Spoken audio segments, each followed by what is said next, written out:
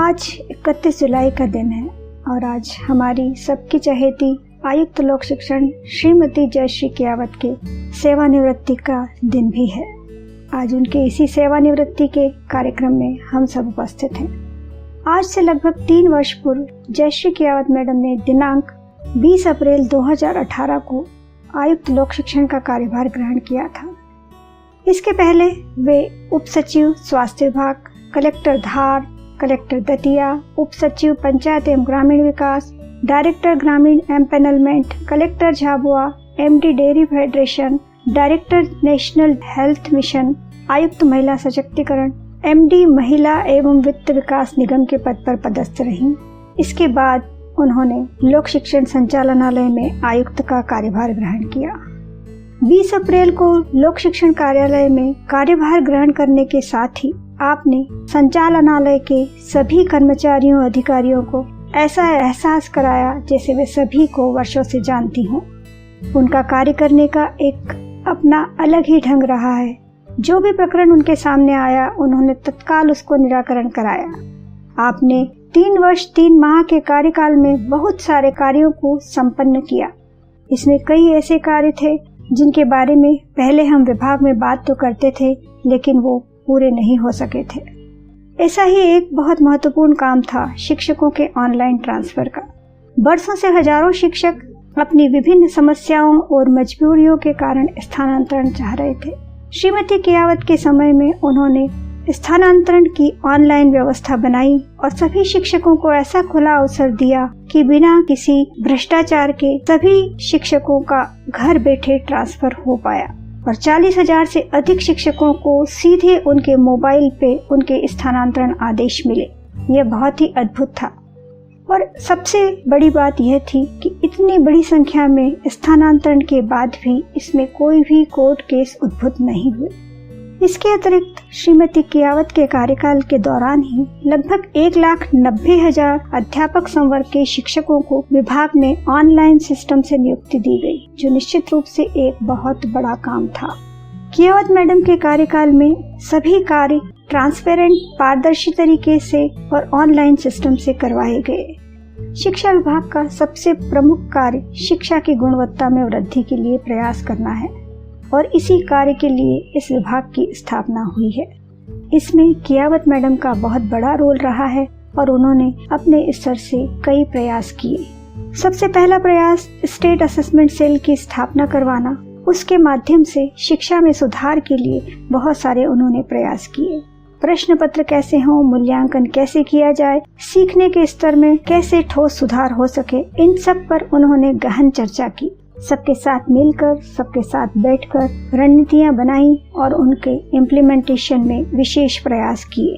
Bridge course के सफल क्रियान्वयन के लिए उन्होंने विशेष प्रयास किए। पहले हम कक्षा 9 के लिए ही ब्रिज कोर्स चलाते थे, लेकिन इस बार कोविड के दौरान उन्होंने कक्षा 10वीं, 11वीं और 12वीं के विद्यार्थियों के लिए भी ब्रिज कोर्स बनाने के निर्देश दिए, ताकि जो विद्यार्थी गत वर्ष सही ढंग से नहीं पढ़ पाए थे उन्हें इस वर्ष अपना आगे का पाठ्यक्रम पढ़ने में कोई समस्या न आ सके।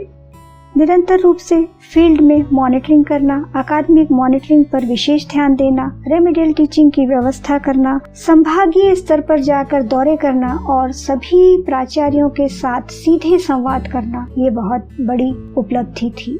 जहां वो हर प्राचार्य से बात करती थी और उसको न केवल मोटिवेट करती थी बल्कि उसको इस तरह से समझाइश भी देती थी कि वो किस तरह से अपने विद्यालय के विद्यार्थियों के लिए विशेष प्रयास करें और कैसे हम अपने मध्य प्रदेश में शिक्षा की गुणवत्ता को बढ़ा सकें। जिन प्राचार्यों ने बहुत अच्छा काम नहीं किया या जिनका परीक्षा परिणाम बहुत खराब था, जिन शालाओं का परीक्षा परिणाम खराब था, उनके लिए उन्होंने विशेष समूह बनाए, विशेष निगरानी की व्यवस्था की। सामान्यतः शिक्षक दिवस पर ही शिक्षकों को सम्मानित किया जाता है और उन्हीं शिक्षकों को सम्मानित किया जाता है जो राष्ट्रपति या राष्ट्रीय स्तर के पुरस्कार की प्रक्रिया में भागीदार होते हैं। लेकिन इस बार उन्होंने विशेष प्रयास किया कि ऐसे प्राचार्य और शिक्षकों को भी हम सम्मानित करें जिन्होंने अपने स्कूल के परीक्षा परिणाम में उल्लेखनीय वृद्धि की है। माननीय मंत्री जी के सहयोग से, माननीय मंत्री जी के निर्देशन में इस कार्यवाही को भी ऑनलाइन बहुत ही सहज तरीके से संचालित करवाया गया। श्रीमती कियावत की रुचि का एक और क्षेत्र रहा है और वो है करियर काउंसलिंग। हमारे विद्यालयों में पढ़ने वाले विद्यार्थियों का विजन नहीं होता कि बाहर क्या क्या चीजें अवेलेबल हैं, किस तरह से वे अपने करियर्स को चुन सकते हैं। उन्होंने इसके लिए बहुत प्रयास किया। सबसे पहले श्यामची आई फाउंडेशन के साथ कार्यवाही की और उसके बाद अब यूनिसेफ के माध्यम से एस्पायर पोर्टल डेवलप करवाने और उसके क्रियान्वयन में भी बहुत महत्वपूर्ण भूमिका अदा की।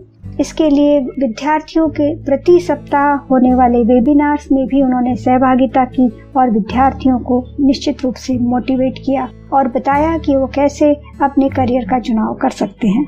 जीवन कौशल शिक्षा, यह भी एक महत्वपूर्ण क्षेत्र था जिसमें उन्होंने बहुत कार्य किया और ये ऐसा मुद्दा था जो उनके दिल के बहुत करीब था। उन्होंने अपने कार्यकाल में इसे तो अभूतपूर्व कार्य किया। सभी कक्षाओं के लिए उमंग के मॉड्यूल बनवाने, उनके ट्रांजैक्शन में उन विद्यार्थियों तक पहुंचाने में उन्होंने बहुत सहायता की। शिक्षकों का प्रशिक्षण, शिक्षक इसे व्यवहारिक तौर पर कैसे बच्चों तक पहुंचाएंगे, कैसे बच्चों को ट्रेन करेंगे, इस संबंध में उन्होंने विशेष रूप से बहुत प्रयास किया। यूएनएफपीए की मदद से उमंग हेल्पलाइन की स्थापना की गई। उमंग हेल्पलाइन एक ऐसा हेल्पलाइन सेंटर था जिसमें जो बच्चे हैं वो अपनी समस्याओं के समाधान के लिए काउंसलिंग प्राप्त कर सकते थे। काउंसलिंग के दौरान कई ऐसे प्रकरण भी आए जो बहुत ही संवेदनशील होते थे और उन प्रकरणों में तुरंत कार्यवाही की आवश्यकता होती थी और पुलिस के स्तर से भी कार्यवाही की आवश्यकता होती थी या कलेक्टर के स्तर से कार्यवाही की आवश्यकता होती थी। ऐसे प्रकरणों में आयुक्त महोदया को सिर्फ बताने की जरूरत होती थी। एक फोन करने के बाद वो तुरंत उस जिले के कलेक्टर से बात करती थी, एसपी से बात करती थी और उस प्रकरण को सॉल्व करवाती थी और फिर वापस हमको बताती भी थी कि उन्होंने ये सारी व्यवस्थाएं करवा दी हैं। बालिकाओं को आगे बढ़ाने के लिए उनकी बहुत अधिक रुचि थी। उन्होंने इसी के लिए पैरामिलिट्री कोचिंग की व्यवस्था शुरू करवाई कि हमारी जो बच्चियां कक्षा 11वीं 12वीं में पढ़ रही हैं, उन बच्चियों के लिए हम कोचिंग की व्यवस्था करें और वो आगे आने वाली पुलिस भर्ती या पैरामिलिट्री की भर्ती में सक्सेस हो सकें और अपना जॉब ले सकें। कोविड-19 की विभीषिका ने सबसे विपरीत असर बच्चों की शिक्षा पर डाला। इस दौरान न तो स्कूल खोले जा सकते थे और न ही बच्चों को एक स्थान पर एकत्रित किया जा सकता था। ऐसे में श्रीमती कियावत द्वारा विद्यार्थियों के अध्ययन की निरंतरता हेतु विशेष प्रयास किए गए। वे स्वयं दूरदर्शन डायरेक्टर के पास चल कर गयीं और उनसे विशेष अनुरोध किया कि वो हमारे इस कार्यक्रम को सहयोग करें और दूरदर्शन पर प्रसारण की व्यवस्था करें। उन्हीं के प्रयासों से गत वर्ष दूरदर्शन पर शैक्षिक कार्यक्रमों का प्रसारण 5 घंटे रहा और उससे बहुत सारे विद्यार्थी लाभान्वित हुए। डिजिटल लर्निंग एनहेंसमेंट प्रोग्राम के लिए भी उन्होंने प्रयास किए और वीडियोस के माध्यम से विद्यार्थियों तक शैक्षिक सामग्री का प्रसारण कराया गया। श्रीमती कियावत की विभाग में एक अत्यंत संवेदनशील अधिकारी के रूप में ख्याति रही है।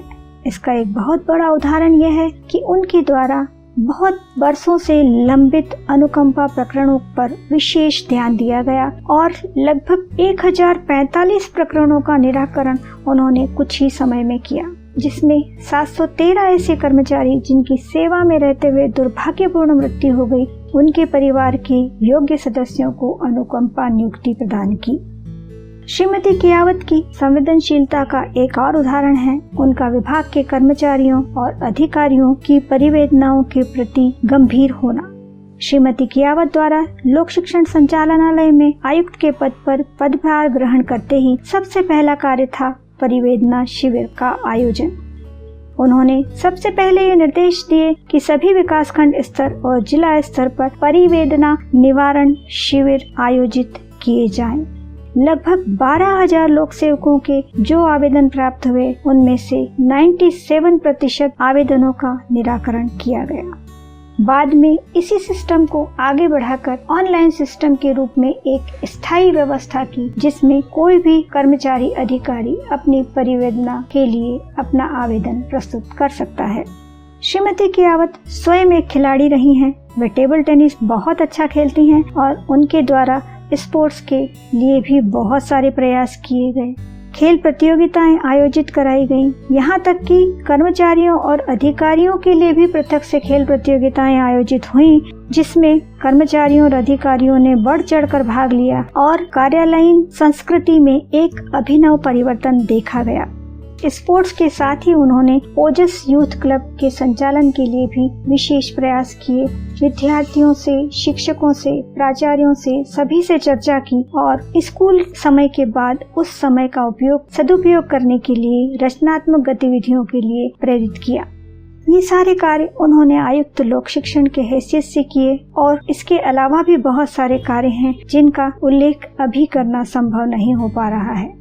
अभी तक हम बात कर रहे थे आयुक्त लोक शिक्षण की। अब हम बात करते हैं आयुक्त के पद से हटकर उस एक महिला की जिसने पूरे लोक शिक्षण संचालनालय को अपना परिवार बनाया। उन्होंने सब अधिकारियों को एक टीम की तरह जोड़ा, उन्हें काम करने का फ्रीडम दिया। उनका सरल, सहज, सौम्य, संवेदनशील, कर्मठ व्यक्तित्व हम में से शायद ही कोई भुला पाएगा। लोक शिक्षण परिवार की ओर से उन्हें हार्दिक शुभकामनाएं। वे सदा मुस्कुराती रहें, स्वस्थ रहें। इसी के साथ हम उन्हें पुनः सेवानिवृत्ति के इस अवसर पर बधाई देते हैं। कल भी 30 तारीख को जो उनका सेवानिवृत्ति का अपने कार्यकाल का अंतिम दिन था, उस दिन भी वे शाम को 6 बजे तक सभी से बातचीत करती रहीं, फाइलें करती रहीं। देखकर ऐसा लगता है जैसे किसी कवि ने ये कविता उन्हीं के लिए लिखी होगी। गहन सघन मनमोहक वन प्रांतर मुझको आज बुलाते हैं, किंतु किए जो वादे मैंने याद मुझे वो आते हैं। अभी कहाँ आराम बढ़ा, मूक निमंत्रण छलना है। अरे अभी तो मुझको मिलो मुझको चलना है। धन्यवाद।